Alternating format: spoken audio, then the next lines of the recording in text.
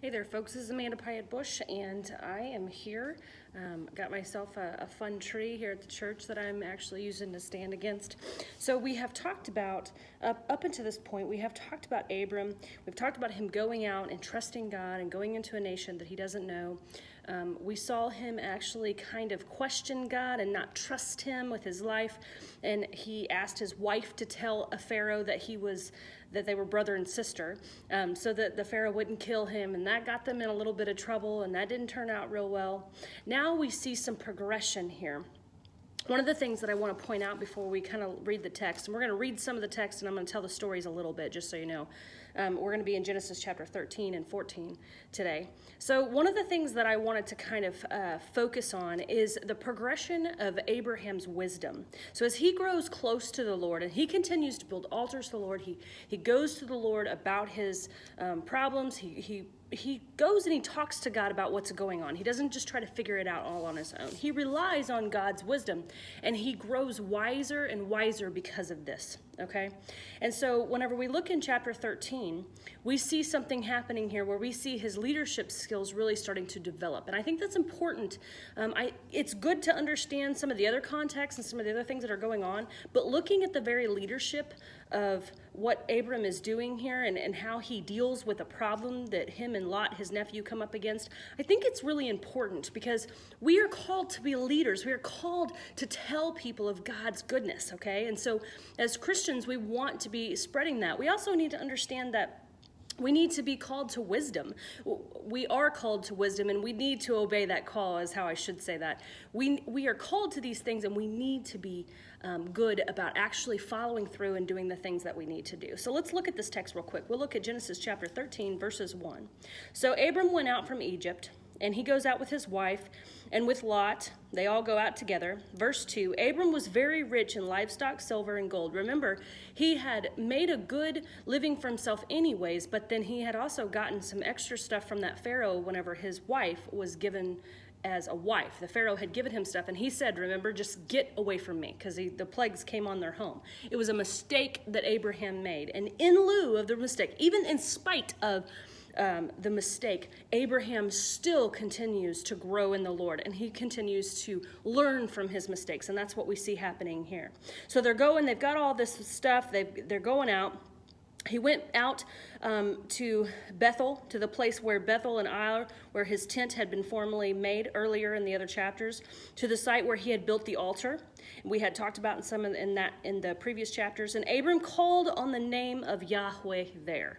So we see him calling on the name of Yahweh. He is calling on the name of Yahweh because he knows that he has to have God's perspective. He has to have God's wisdom. It has to come from the Spirit of God for him to know how to live his life. He's trying to figure out how to do this. He's out in the wilderness. He's doing his thing, right? He has to be paying attention to what God has to say about things in life. So we see him, very first thing we see here, it talks about where he's going, and then he calls on the name of Yahweh.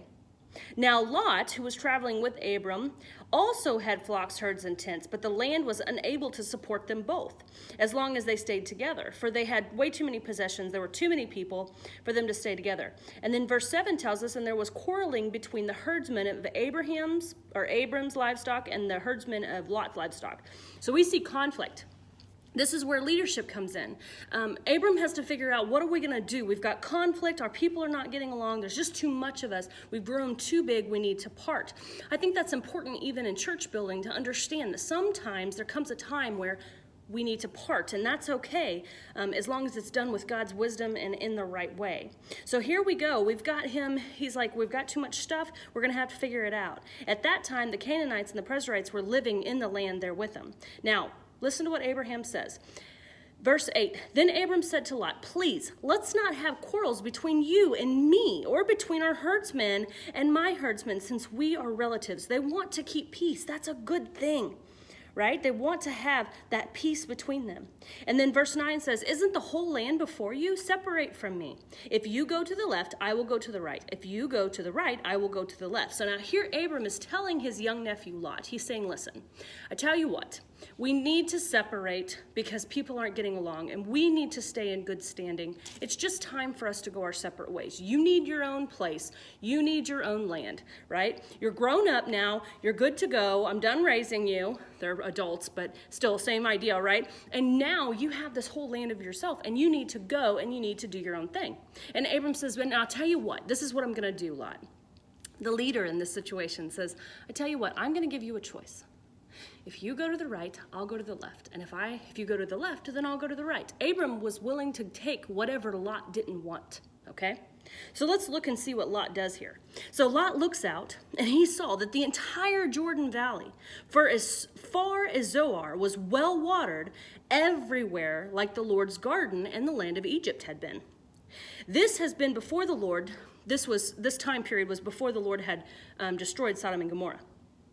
So Lot chose the entire Jordan Valley for himself. Then Lot journeyed eastward, and they separated from each other. Abram lived in the land of Canaan, but Lot lived in the cities of the valley and set up his tent near Sodom. Now the men of Sodom were evil, sinning greatly against the Lord. So he takes what appears in his vision to be the good land. This land is full of water. There's plenty of grass growing. We've got lots of stuff for our animals to eat. This appears to be the good land. But as we know later, and maybe you don't know, but let me just tell you, later this area is going to be destroyed, parts of it. And he's also putting himself in a compromisable position. He is now living among evil men who don't want anything to do with the Lord. They are greatly sinning against the Lord. This is going to become a problem for Lot in the future. So after Lot had separated from him, we're on verse 14 here, the Lord said to Abram, look from the place where you are. Look north and south, east and west. This is God talking to Abram. For I will give you and your offspring forever all the land that you see. And I will make your offspring like the dust of the earth, so that if anyone could count the dust of the earth, then your offspring could be counted. Get up and walk around the land through its length and width, for I will give all of this to you, God says to him. So Abram moved his tent and went to live near the oaks of Mamre at Hebron, where he built an altar to the Lord again. He builds an altar to the Lord again. God says, I need you to look around, and I need you to understand that this is yours forever, for your descendants forever. Okay? Forever and ever. And we're going to find as we move through these chapters, God and Abram are going to have another conversation about this idea of his descendants and who they're going to be.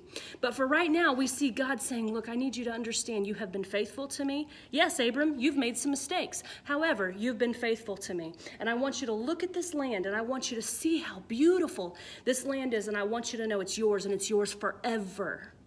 It's yours forever. To the end of time, this is your land that I give you. And so God gives him this land.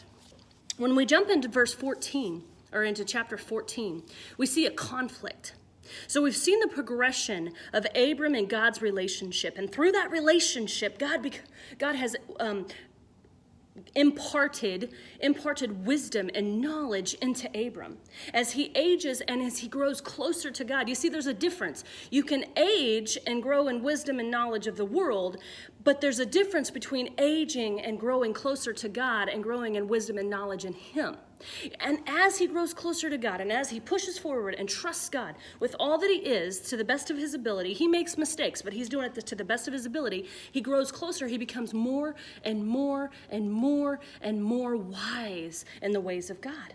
So then we go into verse 14 and we see that there's some kings that are starting to rebel, and the kings of the land around them are starting to fight, and there's some problems. Well, this one king, and I'm not going to go in and read all of it. It's a lot of names that are hard to pronounce, and I don't really think it's that important for this. However, I do encourage you to go read chapter 14 of Genesis for yourself. So the king of Sodom and the king of Gomorrah were on verse 8. And the king of Adam and these other kings, they went out and lined up for the battle in the valley of Siddim against this dude, Chedorlaomer. He was a king of Elam.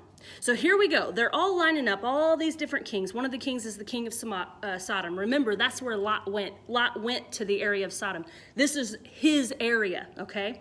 And so here they are. They're going to fight these guys? Well, to make a long story short, there are some pits that are built, and all of these kings fall in these pits, and they lose.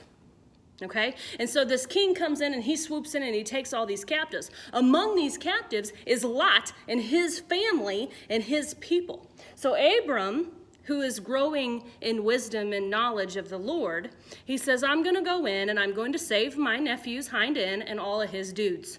Okay? And so this is what happens. He goes in, and one of the survivors goes, he tells Abram, we're in verse 13. So Abram goes out, and he takes people from his own household that were born in his household. He attacks them, he pursues them, and he wins.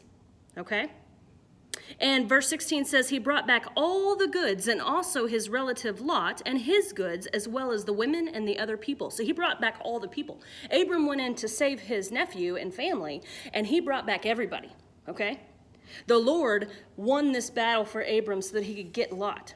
Now, verse 17, this is where I really want to kind of pay attention to this particular part of the story. After Abram returned from defeating this dude and the kings who were with him, the king of Sodom went out to meet him in the valley, okay? So then Melchizedek, king of Salem, brought out bread and wine, and he was the priest of God Most High. So now we have this other random guy coming on scene who's the priest of God Most High. And I'm not real sure what there's so many different theories about who this guy was, but what we do know for sure is that he was a priest of the God Most High, and Abraham paid homage to him. He actually paid him 10% of all of what he had. So we know that this guy was important, and it was an important situation. It's kind of a mysterious story, and maybe one of these days we'll jump into it, but that's not the purpose of this particular video, so we're not going to. We're going to jump down to verse 22. But Abram said to the king of Sodom, let's back up. Let's go to verse 21 because this is important. Then the king of Sodom said to Abram, give me my people, but take the possessions for yourself. In other words, hey, you just saved my people. You can have all the stuff. But I want you to listen to what Abram says. This is part of his wisdom that he has gained from God. He says this in verse 22, but Abram said to the king of Sodom, I have raised my hand on oath to Yahweh, God Most High, creator of heaven and earth, that I will not take a thread or a sandal strap or anything that belongs to you. So you can never say, I made Abram rich. I will take nothing except what the servants have already eaten, which makes that's pretty reasonable. But as for the share of the men who came with me, all of them, they can have their share. Abram is saying here, no, you will never, I'm not taking your stuff. I didn't do it for the stuff. I didn't do it for the payment, right? And how wise is it to become a person who recognizes that we do what's right and good for our God and not for men? Abram didn't want that man going around, the king of Sodom, saying, oh, well, I made that guy rich. No. Abram knew that the credit for his success would always need to be given glory to the God, the creator of heaven and earth.